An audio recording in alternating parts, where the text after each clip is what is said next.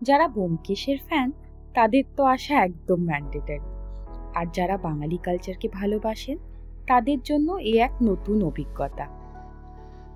Dumdum park তরুণ সংঘের পুজো মণ্ডপ এবার এক নতুন ব্যতিক্রমী পুজো থিমে সেজে উঠেছে।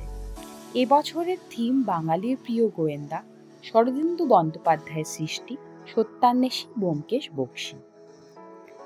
মণ্ডপের শিল্পী অনির্বাণ দাস এমনভাবে মণ্ডপটি সাজিয়েছেন যেন দর্শনার্থীরা একটি বিশাল কমিক স্ট্রিপের মধ্যে প্রবেশ করছেন। দর্শকদের মনে হবে তারা যেন একটি নতুন রহস্য অভিযান অংশ নিচ্ছেন। এখানে ব্যোমকেশের বিখ্যাত কিছু গল্প যেমন সজারুর কাঁটা, চিড়িয়াখানা, লোহার বিস্কুট, রক্তমুখী নীলার মতো কাহিনীগুলো তুলে ধরা হয়েছে। মণ্ডপের সেফিয়া টোনে তৈরি ইন্টেরিয়র এবং পুরনো কলকাতার টানা রিক্সা, পেন্ডুলাম ঘড়ি, লেটার বক্স এবং মোনোক্রোম স্কেচগুলো এক মিস্টিরিয়াস অ্যাম্বিয়েন্স তৈরি করেছে। কেমন লাগলো আজকে আমাদের এই ওয়ান্ডার ওয়াক? অবশ্যই কমেন্ট করে জানাবেন। ভিডিওটা ভালো লাগলে লাইক করুন, বন্ধুদের সঙ্গে শেয়ার করুন, আর কলকাতা ওয়ান্ডার ওয়াককে সাবস্ক্রাইব করতে ভুলবেন না।